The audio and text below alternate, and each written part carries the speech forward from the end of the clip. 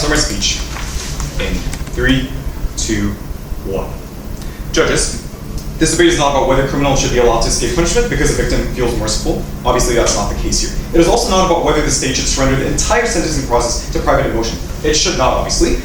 The motion is much narrower and much more defensible. When a victim genuinely forgives the offender, the court should be allowed to treat that forgiveness as a mitigating factor among many when deciding sentences, like in the current status quo, where there's a lot of factors when it comes to doing sentencing. Our burden in the government is to prove that this fake sentencing, more responsive to actual harm, suffered, creates stronger incentives for offenders to repair the harm, and gives victims a more meaningful place to process that. 2, often treats them as evidence rather than enemies. Let me first frame this and what this will look like. Opposition will try to make this debate about the most extreme criminal walking free after buying forgiveness or like using money. I think that's not the delta in today's debate. I think sentencing already considers multiple factors like severity of the crime, intention, methods, harm caused, and post-crime conduct, remorse, cooperation, and risk of reoffending. We are adding victim forgiveness into a list of a mitigating factor. It does not erase the crime, it does not automatically determine the sentence. It does not mean the offender walks free. It means that when the person most directly harmed believes after seeing remorse, repair, genuine apology, and change behavior that a lower sentence is appropriate, the court may give weight to the fact, and it is a factor. That matters because most victims just start from sympathy toward the offender. They start from anger, fear, disappointment, trauma, and a lot of pain. If a victim reaches forgiveness, that is usually not because the offender casually just said, sorry. It is because something meaningful has happened after the crime. The offender apologized directly, returned stolen property, paid compensation, helped undo the damage, admitted wrongdoing, cooperated with process, lots of practical steps that we could use. So the realistic case and charitable case affected by this policy is not that remorseless criminals, it is the offender who shows concrete remorse in a way that actually is fully realized and matters to the person, because that's the only way that forgiveness will be achieved. And there are also going to be cases where the victim does not forgive, that's also totally fine, right? I think when we look at the status quo, how much will we mitigate? In the status quo, a law exists within the limit that there is a 50% threshold or a limit of how much we will reduce the punishment. So I think our fiat is similar to that, where there is this limit, let's say 50% or 40%, where it cannot exceed that threshold. I think that's very clear to understand, right? Yes. POI on that? No. All right. So that is crucial because courts already reward the remorse, but often in a very mixed up way. We're making more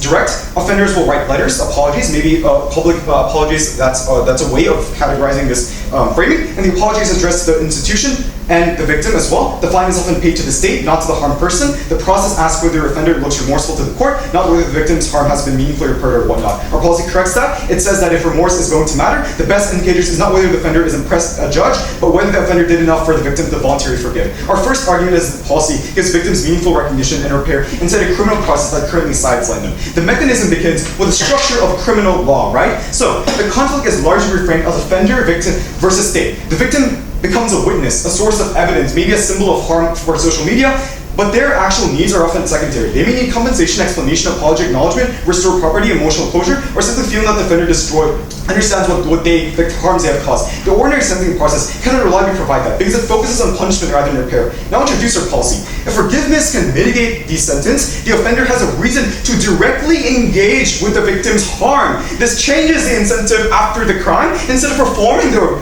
repentance only toward the judge, the offender must ask what would actually make the victim feel that the harm has been addressed. If it was fraud, that may mean repayment and restitution or an apology. If it was violence, that may mean medical costs, psychological support, direct apology, cooperation, or long-term, which is very clear with this visualization to you, judge. If it harmed the family, that may mean engaging with the family's need for explanation and closure. The offender cannot just say, sorry, right? This changes the victim's position.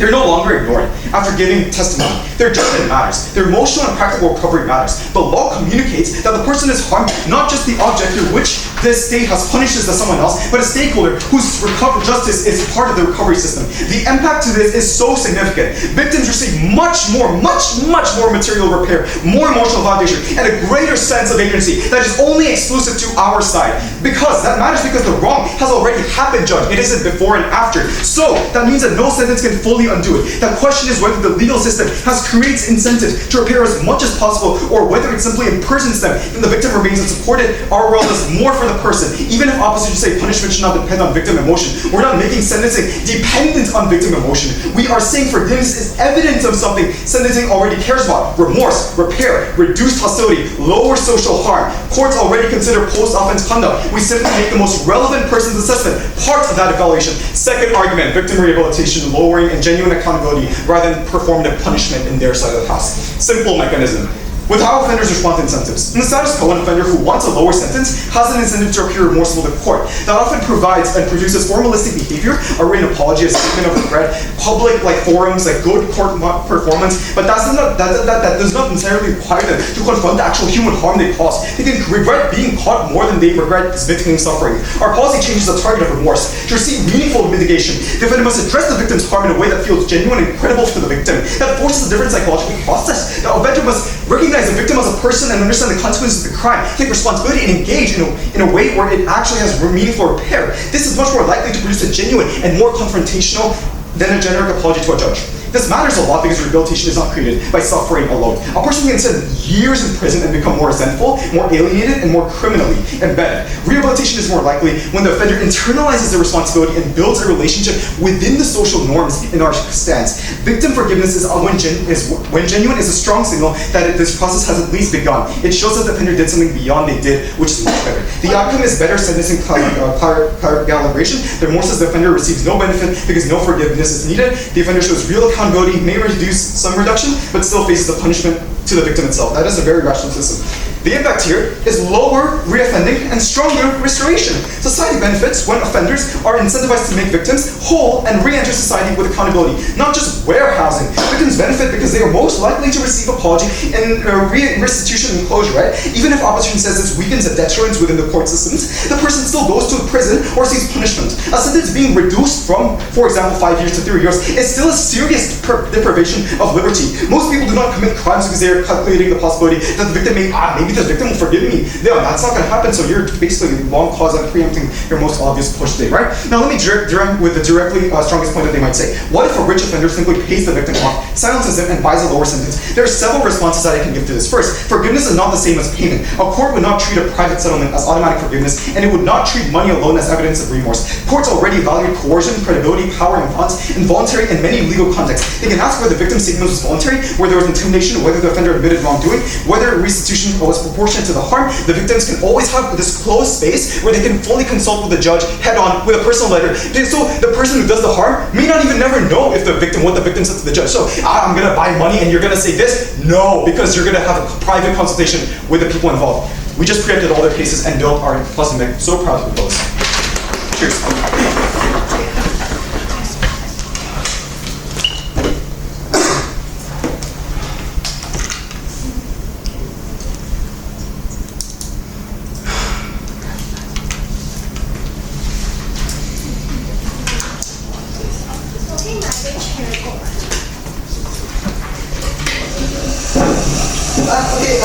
Thank you, Kian. Welcome.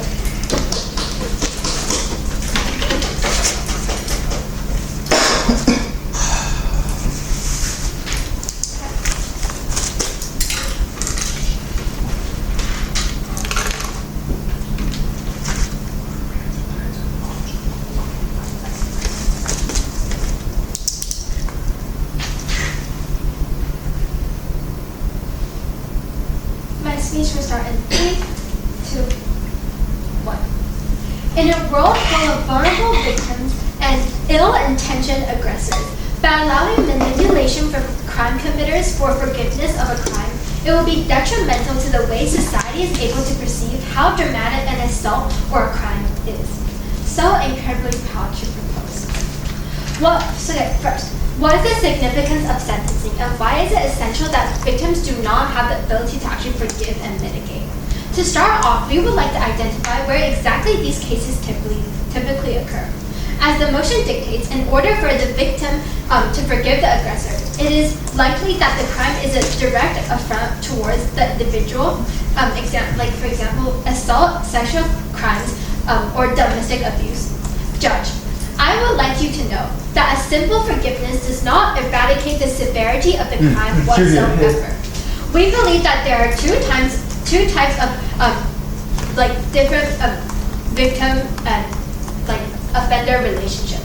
A, individuals who do not know each other, making it unlikely that forgiveness would be offered at all, and it would be very unlikely that the aggressor would actually choose this victim because they're not close at all, and it's not easy for them to like be in contact with each other, or B, individuals who share complex relationships with the criminals, creating factors that may skew forgiveness, such as direct family, mothers, fathers, or like grandparents.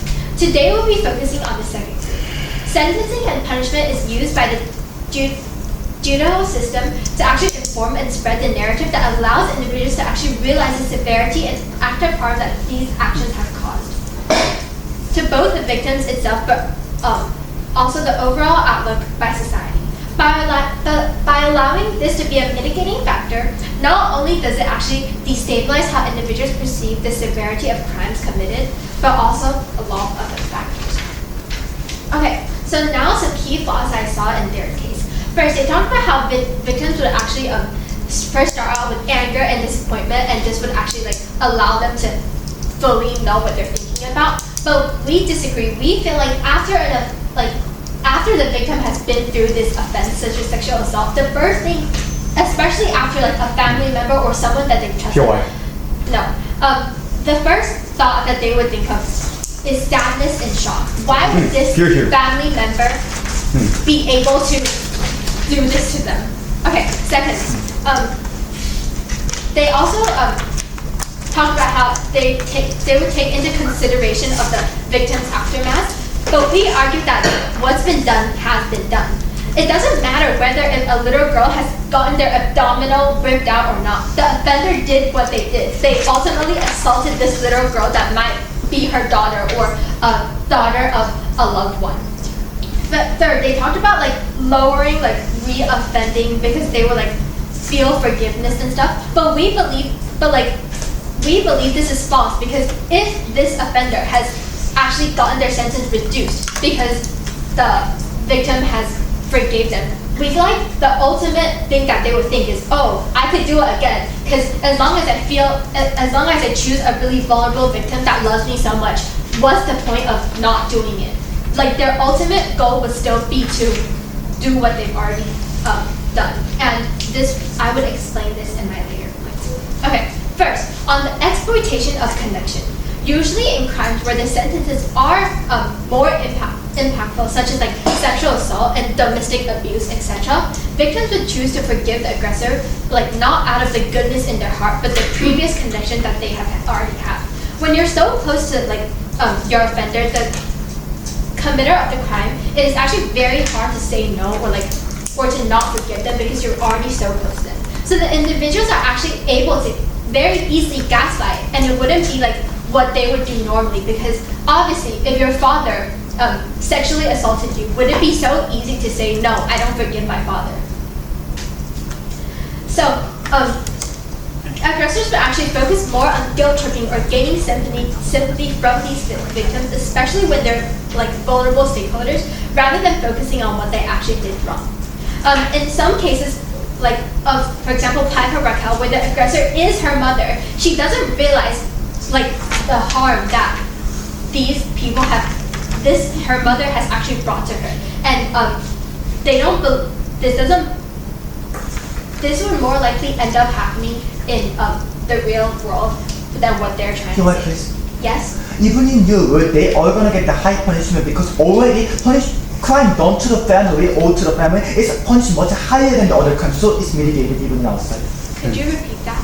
So already crimes to the family or father, mother is already punished greater than the other crimes in the status quo. So even in our case, they are gonna have the high punishment, even with the mitigation. But still, if they see forgiveness in the victim, then obviously they'll be like, oh, next time I just need to choose an easier victim to do it. They'll be more inclined to actually assault again if they know that the victims, if they forgive them, then they would be like forgived. Like they need to feel the shame. We believe they need to feel the shame and sadness and the full like punishment in order for them to realize what they did wrong, because there's obviously something wrong with them if they choose to assault their daughter. And the answer shouldn't be forgiveness. Okay, back to what I was saying. They get the chances to actually go out into the world again, as I've said in my POI, and like commit crimes. And also, the second most important impact is that they internalize the logic that as long as they choose a victim, that would forgive them and that is nice and that has a connection to them, it's okay to commit crimes because they will forgive me. Like, why can I not do it? And it further supports crimes like sexual assault from happening. And we believe this is the ultimate thing that we don't want our world to have. Ending with this quote. We're essentially allowing a wolf to manipulate a sheep, then telling the sheep to forgive the wolf, and then allowing the wolf to go out in public again to attack loss of the sheep. Is this what we really want? So proud to oppose. Thank you.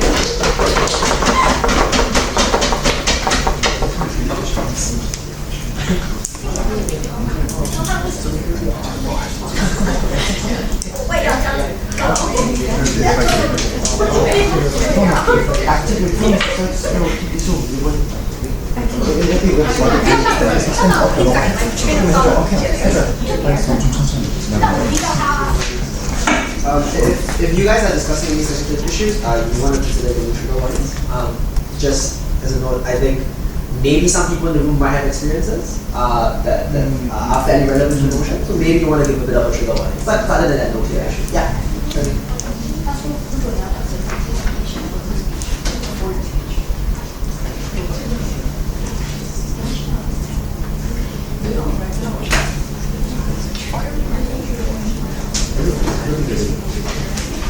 Okay, TTM, take it. Okay, so I'm gonna begin my speech. Okay, thank you for the opposition. All of the opposition, leader opposition argument was preempted by the outing Prime Minister. Moreover, they can try to reduce the debate into the only crimes done by the family, which is not the part of today's debate, because the delta of today's debate is not only about the women, but much more higher number of vulnerable victims that are suffering because of the impact of the crime in today's status quo. These are the people that we are going to save in today's people, and also we are not going to end at just compensation to the victims, but this forgiveness law is also going to lead to the better understanding of the victims' vulnerable situation and about the perpetrators' reasons for the crime, which is going to benefit moreover, and perpetrators are going to try to not do the crimes again, and they are going to have the evidence that they are not going to be able to commit the crimes again, because this is the part of forgiveness. Now, going to reward us against the side of operation. So first of all, since opponents did not understand this motion clearly, did not understand how this policy is going to work from the get-go, although Kimon mentioned this, I'm going to repeat it again and say how this motion is going to occur, what are the characteristics of the victims, and what are the characteristics of the perpetrators or the criminals from the get-go.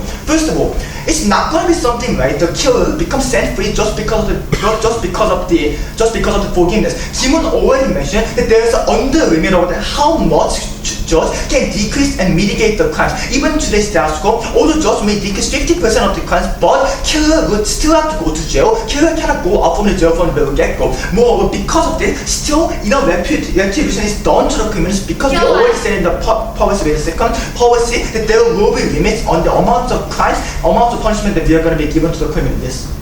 But then wouldn't this give the narrative that, oh, next time when I commit a crime, I'll just choose an easier route? Yes, that's directly the thing that I'm going to mention. Why that's not going to happen, but later, okay? Second of all, let's get the characteristic of the victim. Victim is a very angry people. As the opponents have agreed to this point, victim had a very much harm and they are suffering from the status quo. So, we have to say that there's initially very low possibility that victim is going to forgive the criminal from the very get-go, because they are angry to the criminal, they need the compensation, they are suffering from the impact of the crime.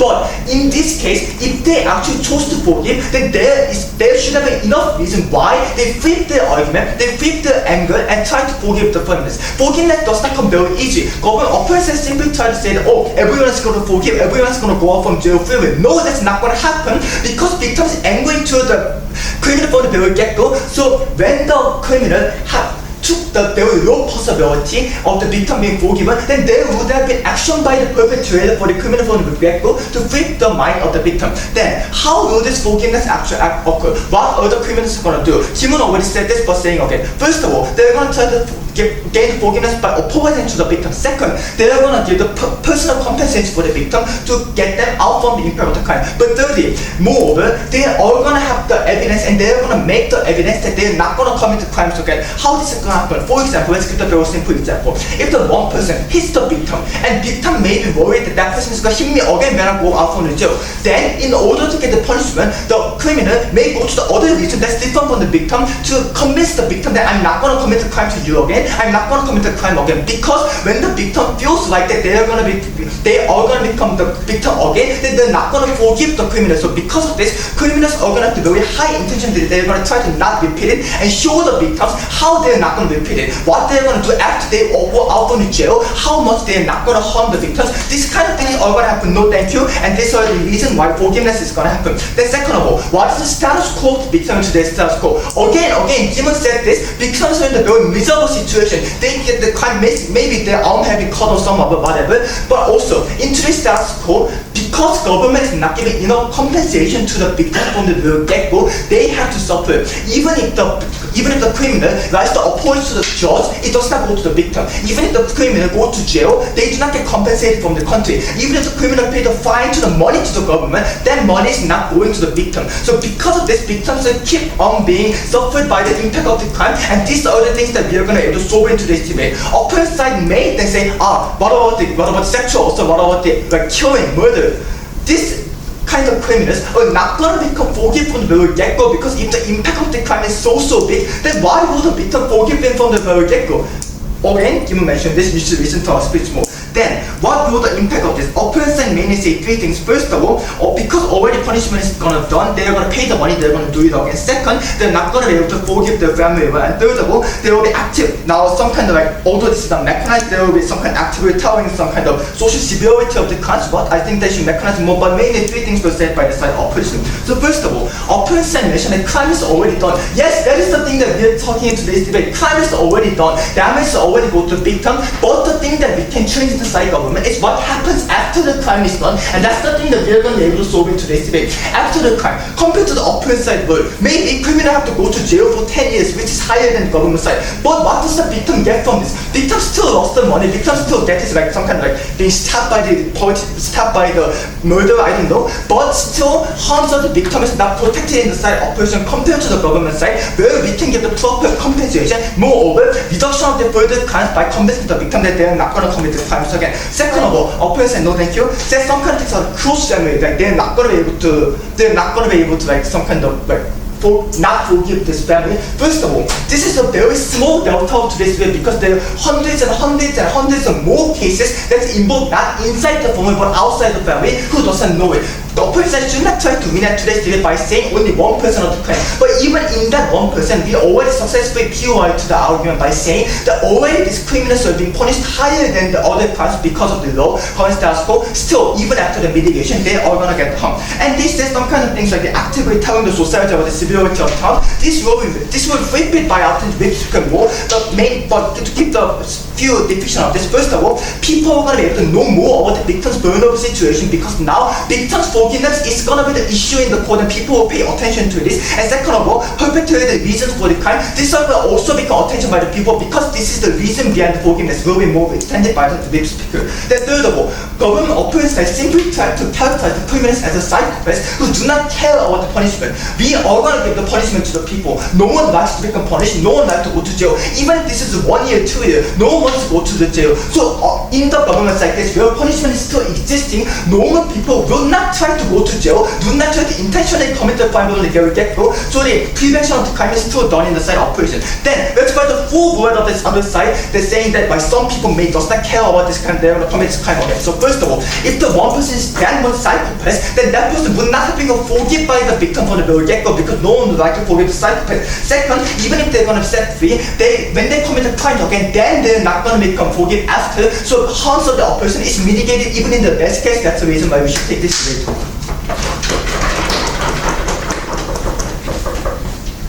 Thank you, Didier.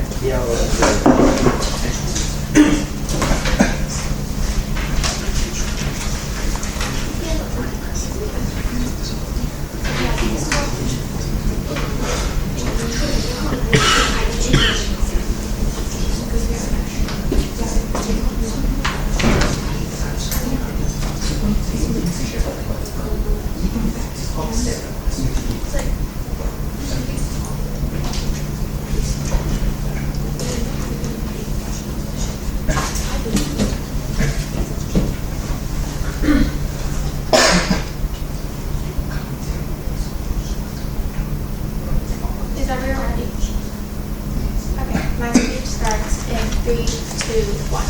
When the forgiveness of victims is accounted as mitigating factors in sentencing processes, I think at the end of the day, it's not just the simple case that is affected, but entire message that's spread to the society and the entire harmful type of ideologies that is perpetuated into our entire society in the status quo. This is what we're so firmly opposing today. Given that, I'm going to move on to firstly on a few rebuttals before I move on to my extensions. I think the only thing we hear from government side of the house is just this continuous repetition about like forgiveness will be like genuinely concrete, and that remorse will be actually like very genuine on their side of the house. But I have a few problems with this. Firstly, we think it is very likely that apologies can be faked, right? I think even if you issue like a formal document, like these aggressors can probably get someone to write that document for them. These aggressors can act like they're very remorseful towards the actions that they actually committed, but instead they just want to like alleviate the amount of time they spend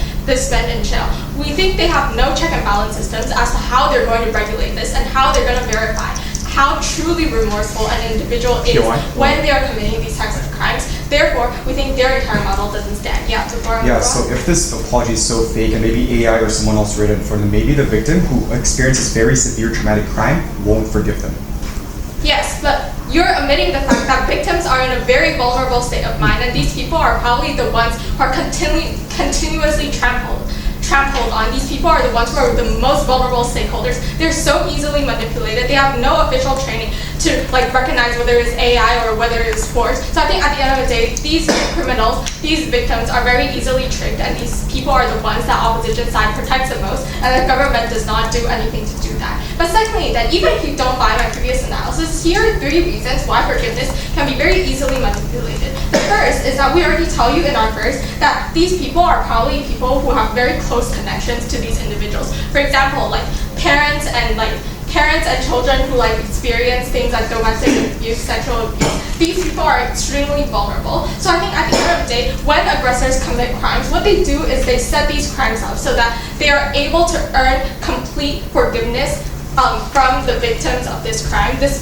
comes with things like guilt tripping, things like emotional attachment, connecting. I think at the end of the day, this pushes aggressors down a darker path where they now are able to set up crimes in order to receive the minimal amount of punishment, like the minimal amount of punishment they can, and ultimately they end up using this system, and it becomes much harder to identify the true crimes that are committed like by these aggressors in the status quo. But I think secondly then, first speaker on government side already tells you about how it's very easy to pay or like to like lobby these victims into saying that, the crime wasn't as severe and that I forgive it. And they tell you that, there's going to be a private space for you to talk about it. The reason why there is a problem with this is that firstly, we think these aggressors are probably extremely powerful people to a point where they're able to pay these victims to shut their mouths. Therefore, they probably pose an imminent threat towards these victims. Therefore, these victims live in a cycle of fear where they're unable to speak out.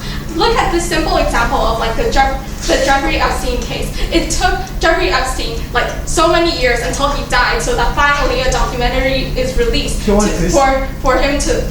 victims of his abuse to actually express their ideas, to express the amount of suffering they have gone through. We think it's completely illogical on their side of the house to assume that simply by paying and by giving a private space and like therapists and things like that, you're going to have actual true communication from the victims who are constantly suffering in fear. Yes. If the power of the criminal is so strong that they're gonna hide the mouths of the victims, then crime wouldn't have been even concealed out to the public because they have so much power. Why are you saying that they are gonna be arrested but they're gonna have the power to convince the victims when they'll get caught? Can you repeat that? If these criminals have so much power, then they will just hide the crimes, which is then is not mutually exclusive to both sides because they won't be even arrested from the get-go if they're so powerful. We think they're extremely powerful, therefore they're able to brainwash their victims into believing that the crime was not as severe. They're able to forge really like important pieces of like proof to say that, I am very forgiving, I already to convince these victims to forgive these criminals, right? But I think thirdly is also like the general public's view, right? Because of the amount of power that these types of criminals have, they probably are able to manipulate the view of the general public.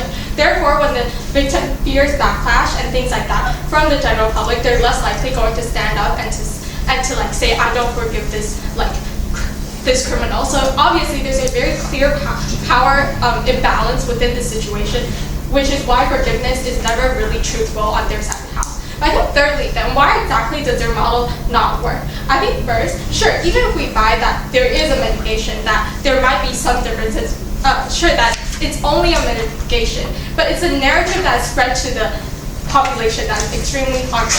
What exactly is this narrative? We think the narrative that we spread is that forgiveness can change the severity of a crime. That is to say, if today I steal something, as long as the person forgives me, it means that my stealing does not count as severe as it should be. So I think the problem with this is that criminals are very likely going to buy into this narrative because A, they're inherently bad, and B, these are most likely the people who are going to re-offend because these people have ill intentions and they cling on to these ill intentions. We think the impact of this is that firstly, there are a lot of re-offenders because they feel like it's okay as long as they manipulate these victims. But I think secondly, this just undermines the ability of these victims to achieve closure, which is the key goal of the entire judicial system in the status quo.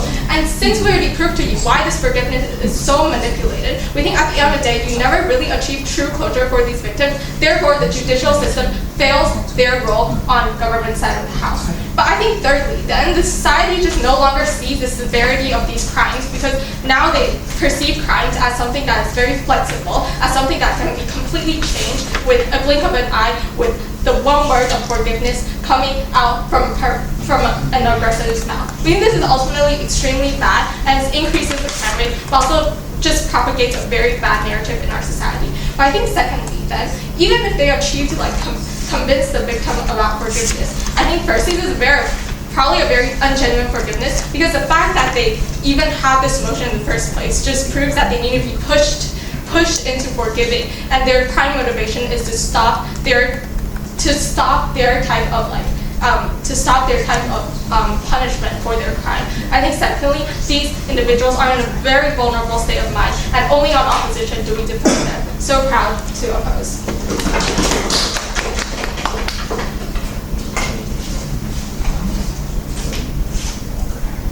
Anything else? Profit.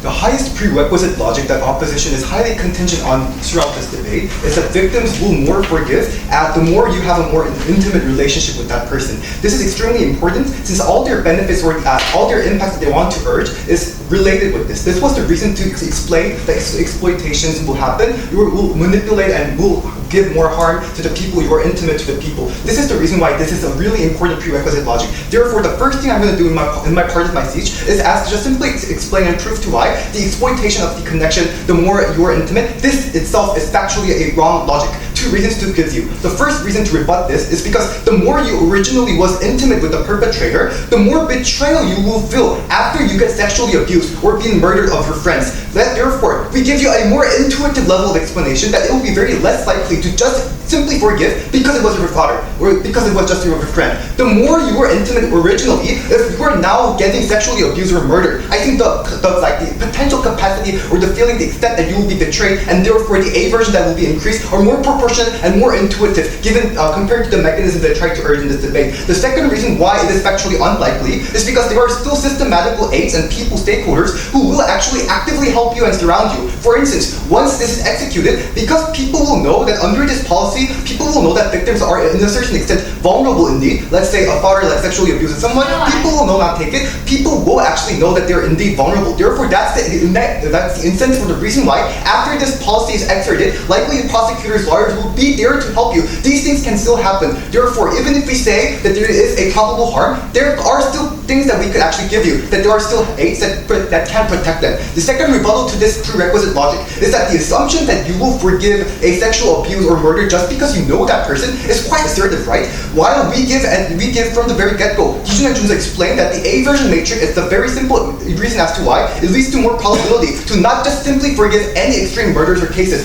But also I want to note that, highly note to you, Judge, that they tried to frame this debate. It's only about the cases where when you have an intimate relationship. But no, we give a more holistic approach at the end of the day. But then DLO explains that apology can be fake, and the second thing DLO tries to push is that victims can be manipulated. I think the second point about victims can be manipulated might not be contention on this whether you give more harm when you're intimate. So I'm going to also explain and rebut to this point. When they try to say that victims will be manipulated, we can give you and explain that still structural support, as I explained before. Stakeholders like prosecutors or lawyers, these people and systems can exist in order to protect you. So then when they try to assert to you that they will be manipulated, they will get direct harm, people will just approach them and say, you have to forgive me therefore because I am intimate with you, or somehow I'm more powerful than you. They will be not that vulnerable. They will be not just simply exposed. They're trying to assert, but we give you structural reasons as to why under this policy, because people will acknowledge that they're vulnerable, there will be more aid that could possibly be derived. No, I'll not take it. Second of all, their also main pushback in from the deputy leader opposition was that apology can be fake. So how can you verify it?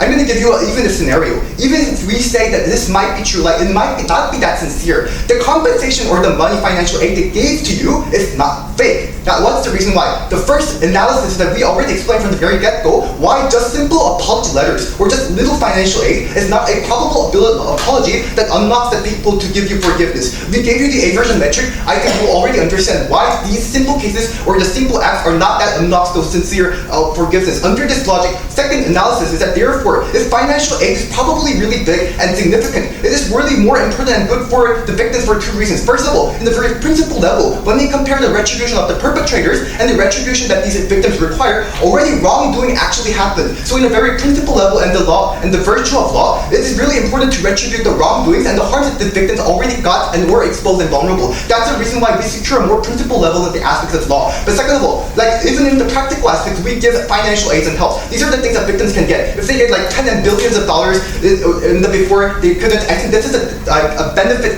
exclusive benefit that we can propose to you. Kim already explained to you that the status quo issue and the problem is if there is a wrongdoing, perpetrators pay money, but they pay fees to the government, right? Not towards the perpetrators. So they just give money, but that doesn't go to the victims. That's the reason why practical aids are really required at the end of the day. Let's go to the leader of opposition. Leader of opposition explained there will be a perception, decreased perception of the severity of the crime, right? Let me give you two analyses. First of all, severity is more related with the result and the harm of the outcome that people actually see through news and reporters, right? Therefore, the first thing we give you is that the result and act is still reported, actively reported through newspapers and reports. The practical outcome of crime is still exposed to people, even in the government side. That's the reason why more people are already exposed. It's not a asymmetric thing that they could exclusively give to you. But second of all, I also want to flip this and explain to you that actually we get more holistic understanding from the neutral public of the fundamental reasons of the crime and the backgrounds and the conditions of the victims. So the two things that I'm going to now propose is, first of all, we're going to give more attention to the victims. The status quo right now, the problem is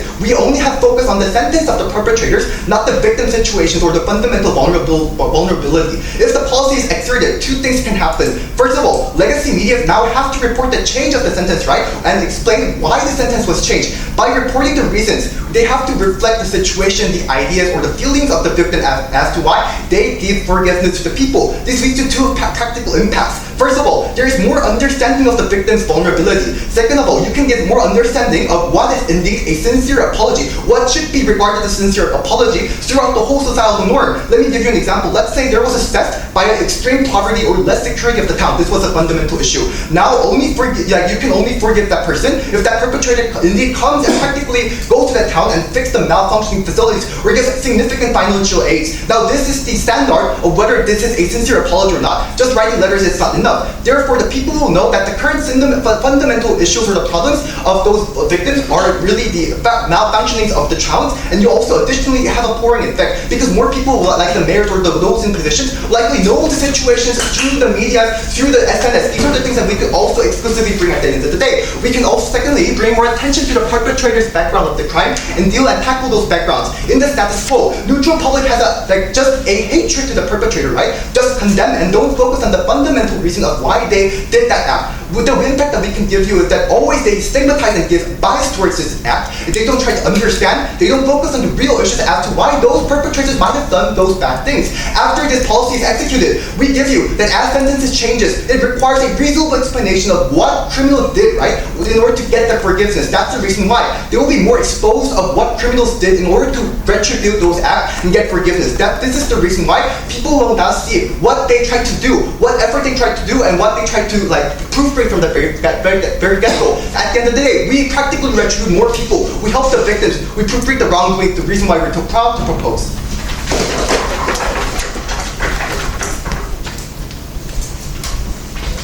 Then we got whip, and to close up the substantive portion of the round of whip.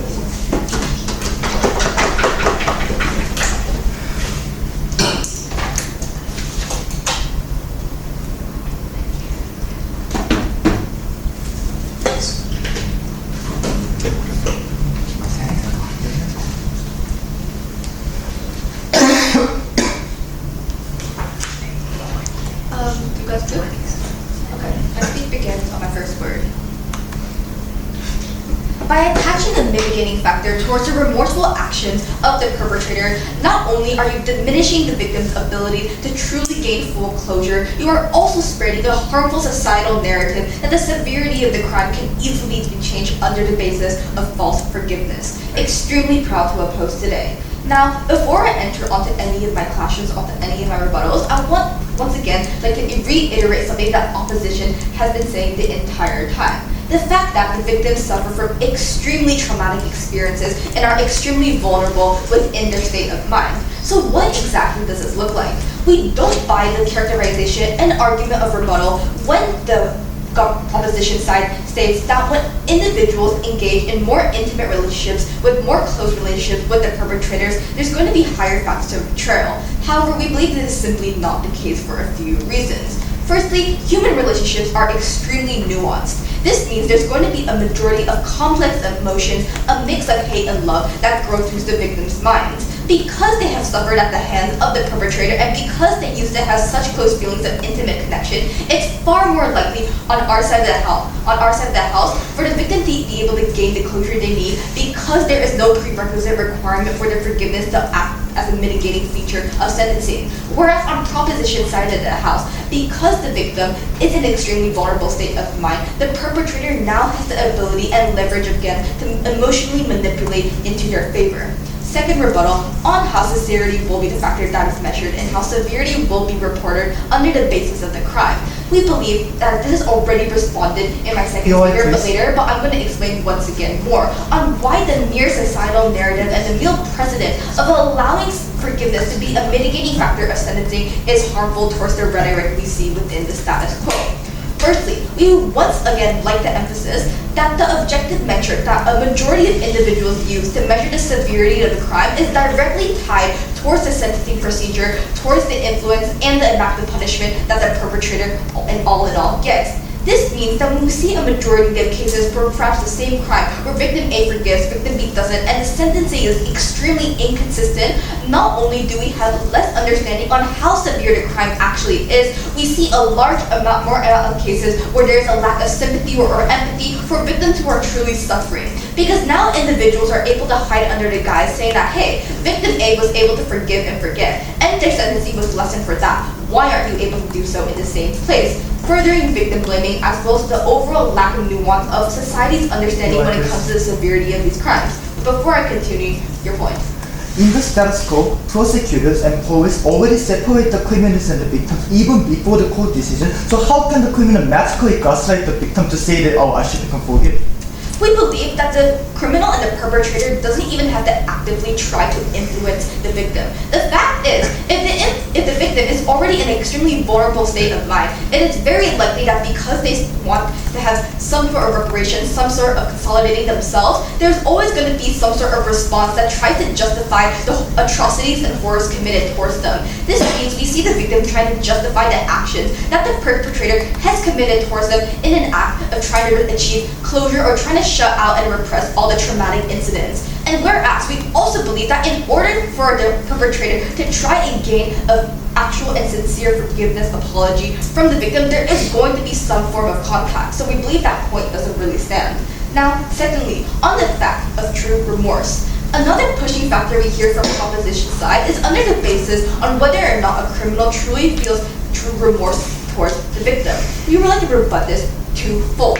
As already mentioned by my second speaker, the fact that in this motion, remorse and forgiveness is directly attached as a mitigating factor of sentencing, meaning that no matter how sincere an apology is, there's always going to be some underlying incentive behind it. This also means that when a perpetrator feels true remorse, we believe that they shouldn't be able to have the right to affect the factors of sentencing. If they truly feel remorse, we believe that consolidations and apologies can still be offered, but they must not be counted towards the sentencing factor. They must still serve their assigned sentence, and this true remorse cannot be measured under the basis of allowing them to have another factor of sentence escape.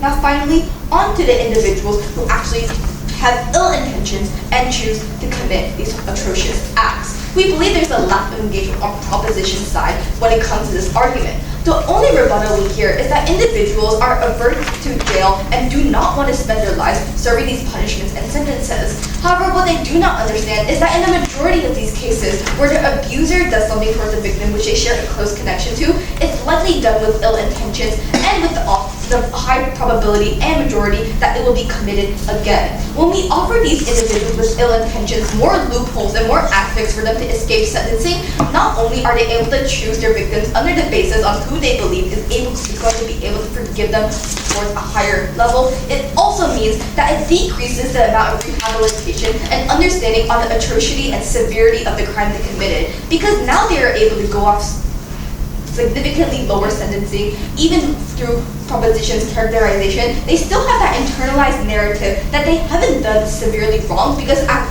the end of the day, they're still able to mitigate some factors of sentencing through forgiveness. So, finally, what exactly were the three clashes within this debate, and the world looking on either side, which actually benefits the most vulnerable stakeholders the most, and increases society's understanding and awareness on the severity of certain crimes? First clash on the genuinity of the forgiveness. We believe we already explained to you on why even if the apology is genuine in the first place, it should not be accounted towards a mitigating factor. So we believe we already win this clash. But even if we bite the bullet and say that a majority of the people who offer these apologies and who are given forgiveness in turn, we still think it should not be a mitigating factor towards sentencing due to the large impact it goes within society's outlook on the severity of the case, on the sentencing process, etc. Second of all, we'd also once again like to reiterate that all victims within these crimes are vulnerable stakeholders. This means that regardless of how much effort that the proposition tries to prove, saying that these perpetrators are truly remorseful, it doesn't change the fact that these victims are still not in the right case of mind, the right mentality to be able to offer true forgiveness. This means even at the worst case level on opposition side, at least we're able to live in a world where victims do not have to be forced to confront their past, to confront their traumas in order to muster up some sort of rebuttals or explanation on why they either choose to forgive or not forgive the perpetrator. And finally, we also believe that all in all, an act is still the same amount of severity regardless of how it is received. So they should still say the same sentence in order to send a message towards society on the true severity of it. All these reasons above, extremely proud to oppose. Thank you. With and now to close out the portion of this round, I'll offer the advocate.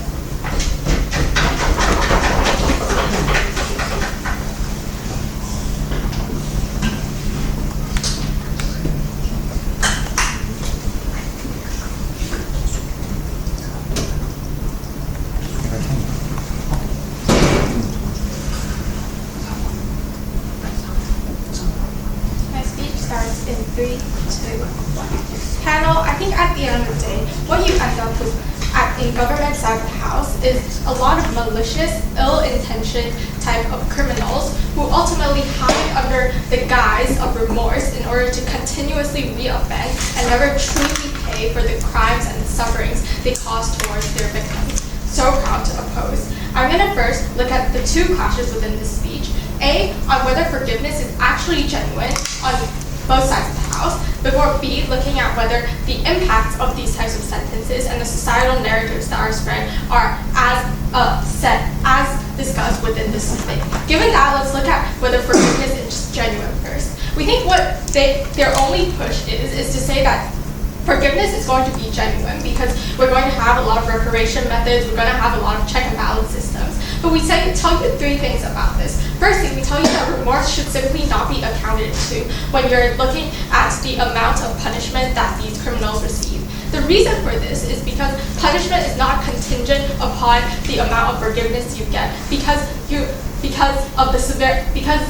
punishment should be proportional to the severity of the crime you commit. When you have inconsistent amount of punishments, at the end of the day, you just end up with a very flexible type of judicial system that is not what the society needs in the status quo. But we think secondly, we also tell you that oftentimes under government side of the house, what you end up with is actually forgiveness that has an ulterior motive. Therefore, individuals who actually commit crimes are never truly truthful about the forgiveness they give these victims, and at the end of the day, we just end up with a lot of actors hiding under a false guise, which is essentially what we are trying so hard to avoid. On our side of the house, what we tell you is that ultimately, on our side of the house, we get better types of solutions and closures towards these victims. Secondly, we believe that victims are more protected on our side of the house because now these aggressors are unable to choose the victims and target victims that are so much easier to be exploited and abused. I think in terms of weighing on both sides of the house, judges, the metric that you should weigh on is vulnerability because we think on our side of the house, we actually save the most vulnerable stakeholders, which are these people who are subject to these abuse and these types of exploitation. And we think only on our side of the house do we ever get any types of mitigation in this sense. But I think secondly, then on the impacts of these sentences, they tell you that we're going to have more retribution. Victims will feel less betrayed will feel more betrayed on their side of the house because of these types of connections between the victims. However, we tell you firstly so many illustrations and mechanisms as to why perpetrators can very easily manipulate these very vulnerable victims. But secondly, we also tell you how these relationships between victims and perpetrators are often very nuanced. Therefore, it is like a love and hate. It is a balance between love and hate. So we think ultimately it is not as simple as to sum up in one sentence that victims will not feel betrayed or victims will feel more betrayed. Because I think on our side of the house, we illustrate to you the various levels and layers to do with these victims' emotions. What we tell you then is on the harmful narrative that is spread throughout the society, when we tell you that the severity of the crime is only accounted for when you look at the victim's forgiveness. We think it's this inconsistency that causes a lot of victim blaming. For example, victim A is subject to the same crime as victim B, but the perpetrator receives different punishment. At the end of the day, the fault falls on the victims instead of the perpetrators, and we think this is the very extremely harmful narrative that is spread on their side of the house. Lastly then, for weighing for this, we think ultimately we still protect the most vulnerable groups, and we think in terms of magnitude, the severity and the graveness that their side that the narrative on their side perpetuates is so much worse, and ultimately the society is just becomes a very malicious and ill-intentioned place. For these reasons, very proud to oppose. Thank you all for time. Now to close off the Gulf case and the debate as a whole, I will have Dr. Time.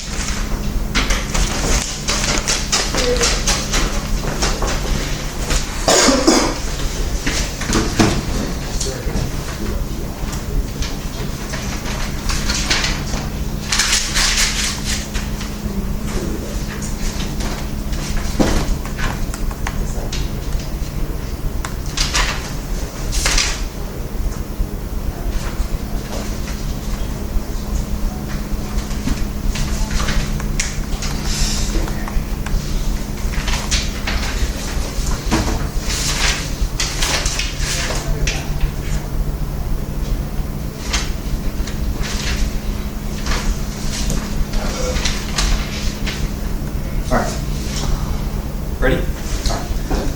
Summary time. Okay.